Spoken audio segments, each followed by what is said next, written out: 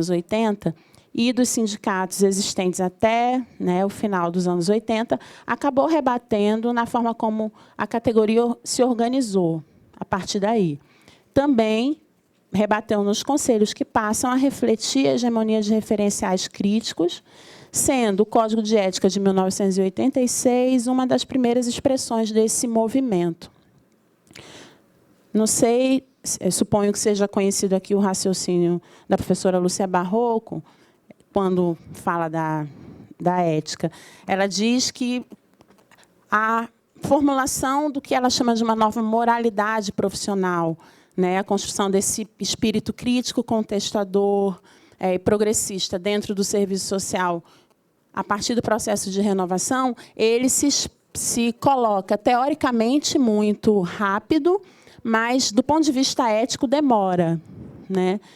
Não sei, não sei quem aqui conhece esse raciocínio, ela diz: a ética demorou a ser impactada por esse processo de renovação, porque a gente, por exemplo, em plenos anos 70, o Código de 75, quem aqui conhece, era um código absolutamente pautado ainda pelo neotomismo, né? Apesar da renovação profissional já estar acontecendo há mais tempo, né, dentro da profissão. Então, na ética, isso tardou a acontecer.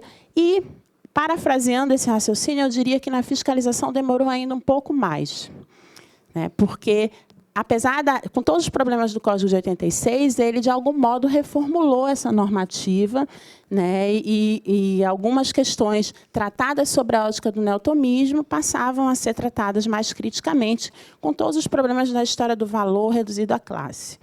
Mas, no caso da fiscalização, a gente só foi ter, né, uma formulação que refletisse uma nova concepção de fiscalização na gestão do conjunto de 93, 96. Né? A nossa Política Nacional de Fiscalização, as bases do que ela é hoje, sob a Resolução 512 de 2007, foi formulada e aprovada pela primeira vez no encontro de Fortaleza, né, no Encontro Nacional Cefes-Cres de Fortaleza, de 1996.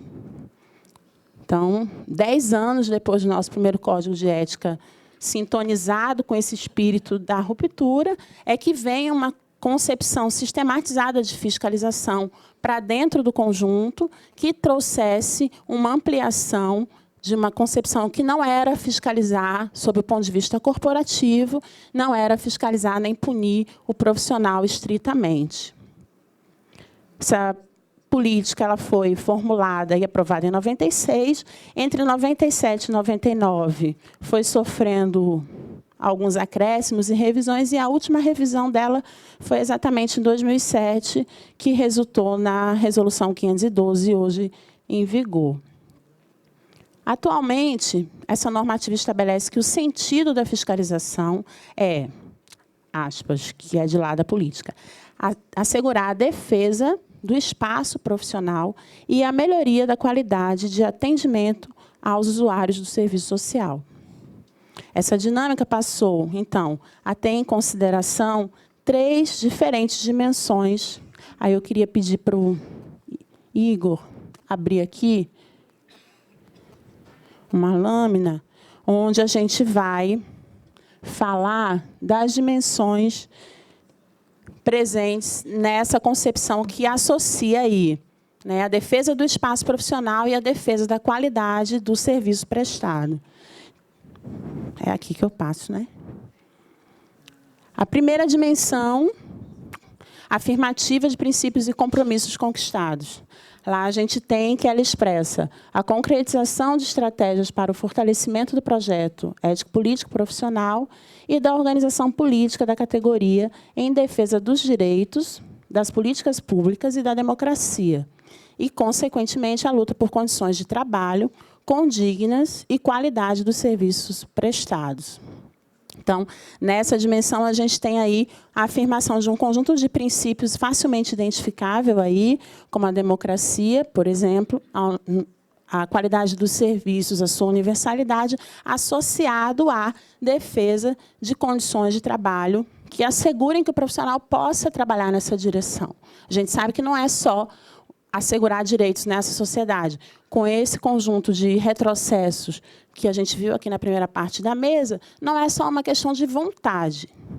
Vontade é importante, compromisso é essencial, mas, obviamente, condições objetivas para desenvolver esse trabalho são indispensáveis, digamos assim. Então, essa é uma dimensão que perpassa hoje a concepção com a qual nós trabalhamos a fiscalização no conjunto.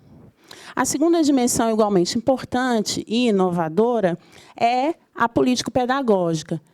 Lá a gente tem que ela compreende a adoção de procedimentos técnico-políticos de orientação e politização dos assistentes sociais, usuários, instituições e sociedade em geral, acerca dos princípios e compromissos ético-políticos do serviço social, na perspectiva de prevenção contra a violação da legislação profissional. Então, essa dimensão também é fundamental, associada àqueles princípios da primeira dimensão, no sentido de entender que a fiscalização é muito mais, hoje, no conjunto, orientação, diálogo, do que fiscalização no sentido da sua punição ou sanção. Exatamente porque a gente entende que o exercício profissional não se descola daquele conjunto de condições objetivas no interior das quais o profissional trabalha. Então, é preciso politizar, quando a gente diz que, através das COFs, a gente tem uma dinâmica permanente de orientação e politização, é porque a visita de fiscalização não é só a aplicação de um instrumento de perguntas e, né, uma inquirição sobre o que você faz, como faz, se está fazendo, se não está fazendo. Né? Então, é uma conversa, um diálogo.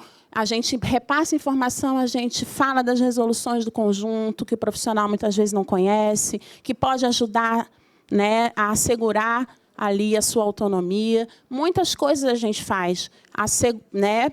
E aí isso se faz em função da gente entender que cabe à fiscalização também uma função político-pedagógica. E a terceira dimensão é a dimensão normativo-disciplinadora.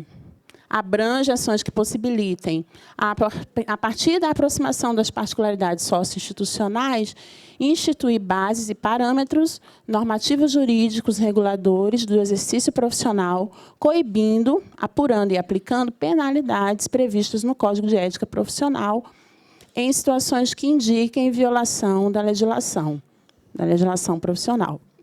Então, obviamente, também a fiscalização inclui uma dimensão normativa, que implica em sanções e penalidades, porque existe uma legislação que precisa ser observada.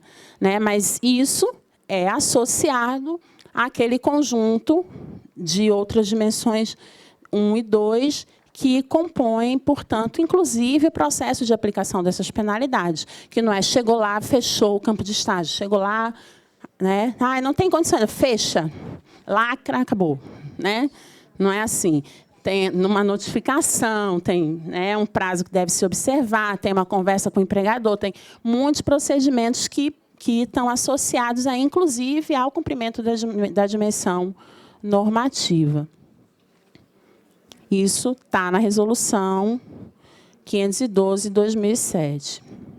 Bom, então, vejam que, sem descuidar da defesa do espaço de atuação, estamos, a partir de então, fazendo da fiscalização um instrumento de defesa da sociedade, quando conjugamos o espaço profissional à defesa da qualidade dos serviços e do atendimento prestado aos usuários. Então, a defesa da profissão é, ao mesmo tempo, a defesa da sociedade, da qualidade dos serviços prestados, e não uma defesa só do assistente social ou uma punição só do assistente social, quando for o caso.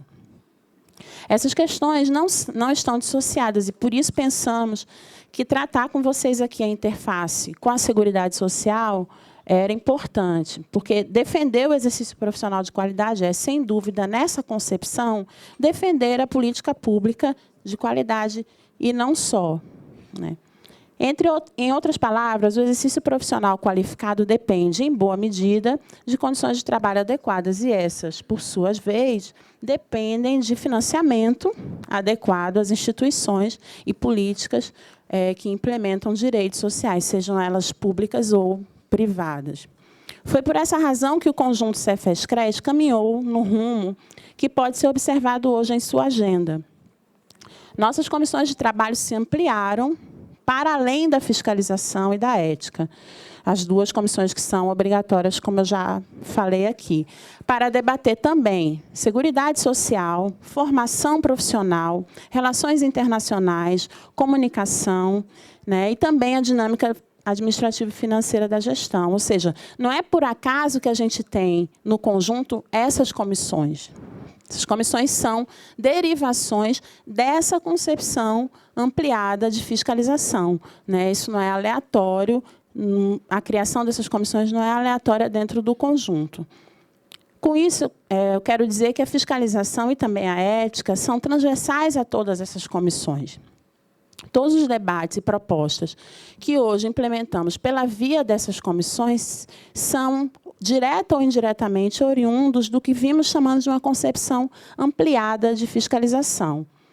Com maior obviedade, essa transversalidade se observa junto à formação profissional e à seguridade, pois, nesses campos, dialogamos muito com questões que são observadas em nossa dinâmica da fiscalização. A fiscalização dos campos de estágio, por exemplo, a relação com as unidades de ensino, a supervisão direta, né? Tudo isso, a formação discute, mas precisa discutir em interlocução com a fiscalização. A Seguridade Social discute financiamento, gestão, né, necessidade de concurso, discute, mas pode ser e precisa discutir isso em interface com a fiscalização. E nada disso se descola da fiscalização, né? Se entendemos que o cumprimento de nossos deveres éticos passa pela garantia de condições adequadas de trabalho, é imperativo que os conselhos atuem na observância das condições de formação desses profissionais, de seus locais de trabalho, e esses são majoritariamente constituídos pela Seguridade Social, obviamente na concepção ampliada aí da Carta de Maceió, como a Alessandra destacou. Acho importante destacar essa premissa, porque isso tem a ver com o perfil das entidades que a gente vai dirigir, e aí falo especialmente com os conselheiros e conselheiras aqui presentes, com as entidades que a gente vai dirigir nos próximos 3 anos. A politização observada em nossa agenda não se descola das necessidades e requisições da nossa intervenção profissional, num sentido mais estrito, porque ela está pautada pela fiscalização. Aliás, inclusive, na PNF, o artigo 14 garante que, no caso de despesas excederem o orçamento das nossas entidades, a prioridade é da fiscalização. A comissão que não pode nunca parar de funcionar no CRES é a fiscalização. Não tem dinheiro para comunicação? É ruim, é horrível. Não tem dinheiro para as outras coisas? Vamos tentar acessar fundo, mas a prioridade orçamentária, a gente vai daqui a pouco se deparar aí com a elaboração da previsão orçamentária para o próximo ano. A gente precisa prestar atenção nisso. O investimento na comissão de fiscalização é prioritário. É prioritário, não único, obviamente, mas é central, né? Podemos debater melhor isso, né, em seguida na plenária, mas acho que entender essa relação pode facilitar bastante a nossa unidade política e de gestão, em pelo menos um aspecto crucial: entender a centralidade da COF e o fato dela poder ser uma comissão cujo conteúdo alimenta, né, as demais comissões, no sentido da sua transversalidade, já que, pelas visitas de orientação e fiscalização, aumentamos a nossa capacidade de conhecimento da realidade do trabalho profissional. E tudo que isso envolve. Inclusive, isso é algo, né, que a gente vai voltar a falar no segundo ponto do que eu pensei em tratar aqui com vocês. Por isso, a fiscalização passa a incluir a luta pela democratização de políticas sociais públicas como formas de enfrentamento às condições adversas do exercício profissional e, consequentemente, a defesa da universalização do acesso a bens e serviços por parte dos usuários. Isso é o mais essencial entre as nossas condições de trabalho. Quando a gente está falando lá de resolução de condições éticas e técnicas de trabalho, a gente está falando de defesa de direitos, isso não está separado, né?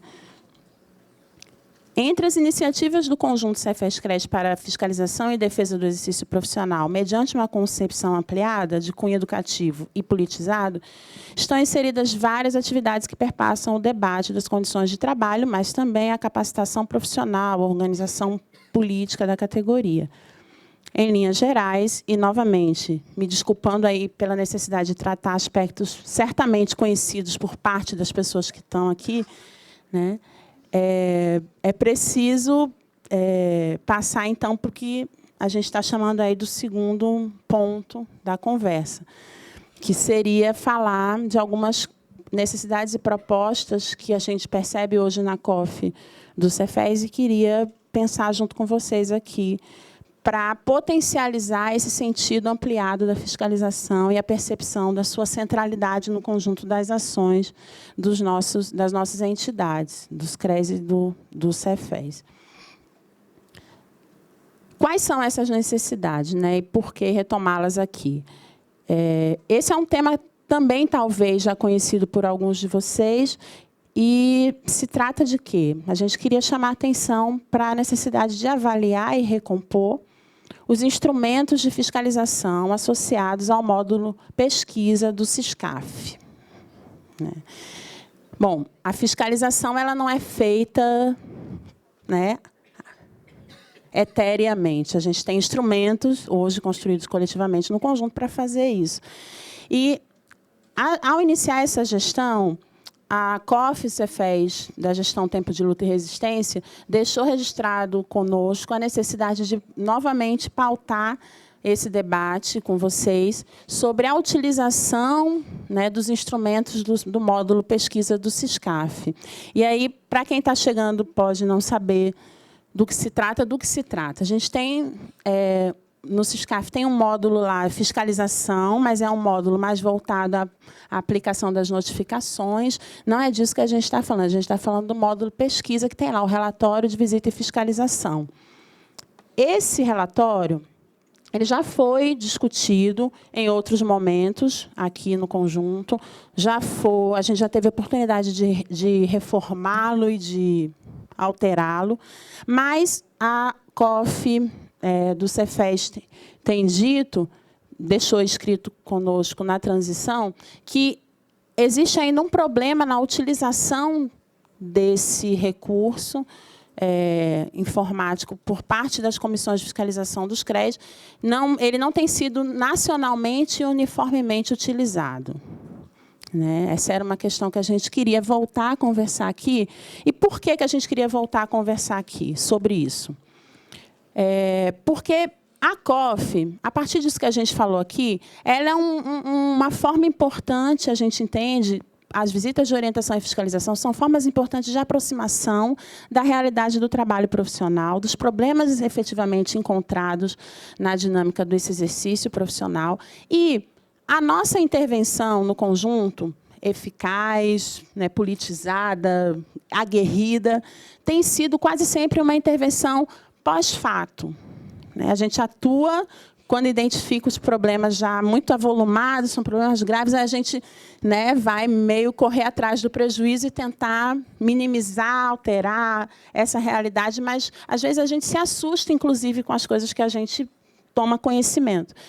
O que a gente acha que está faltando, que a gente pode, talvez, pensar, é uma premissa para o debate, mas que a gente gostaria de pensar junto, é que, se a gente tem esse instrumento e a fiscalização ela é também uma atividade de pesquisa, a gente pode considerar que a fiscalização é parte, né, de uma atividade investigativa, como diria a Yolanda Guerra. A Yolanda Guerra diz que quase todas as nossas atribuições possuem uma dimensão investigativa associada. A fiscalização, nessa concepção, invariavelmente tem essa dimensão.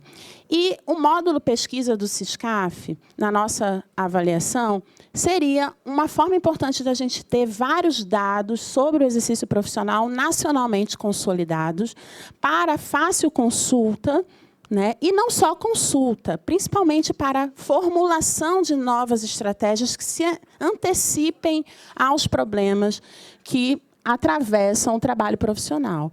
Então, a gente queria voltar a falar disso e propor aqui que a gente tentasse pactuar, enfim, se vocês acham que isso faz algum sentido, que a gente tentasse pactuar um retorno desse debate sobre a necessidade de mexer nesse instrumento e pactuar e principalmente pactuar a sua utilização nacional e padronizada. Porque hoje a gente não tem como saber a realidade dos campos visitados pelas COFs nacionalmente, apesar de ter um instrumento de informática que poderia fazer isso para a gente. Né? Então, a gente acha que, por exemplo, talvez submeter novamente esse instrumento a uma revisão fosse uma estratégia importante para o fortalecimento da política nacional de fiscalização e para a formulação de novas estratégias. Mas a gente gostaria, obviamente, de fazer isso junto com todo mundo, né? Todos os sujeitos políticos envolvidos na implementação da fiscalização. Então, pensamos em começar a conversar sobre isso aqui e sugerir, né, que a gente já, nos próximos encontros que estão por vir, os descentralizados e o nacional, pudéssemos formular uma proposta de colocar na agenda dos próximos 3 anos a revisão desse instrumento. Como a gente vai fazer isso? Podemos pensar juntos. Acho que os fóruns das COFs são bons espaços para fazer esse debate. Talvez não esse ano mais, porque a gente já está muito perto da realização de alguns deles, eles já devem ter pautas definidas, a gente não vai ter mais como mexer nessa pauta. Mas, se a gente assume esse compromisso a partir de setembro, no encontro do ano que vem das COFs, a gente pode fazer uma rodada nacional de apreciação desse instrumento a partir da apreciação dos CREs. Podemos recolher contribuições diretas dos CREs, né, das pessoas envolvidas com o uso desse relatório, para que a gente consiga vencer aí e superar, aperfeiçoar o que possa haver nele de dificuldade que justifique por que a gente não está usando ele nacionalmente. Então, acho que tem 2 coisas aí para a gente pensar. Por que a gente não está usando isso nacionalmente, dessa forma? Por que tem tantas adaptações e tantas diferenças nesse instrumento nacionalmente?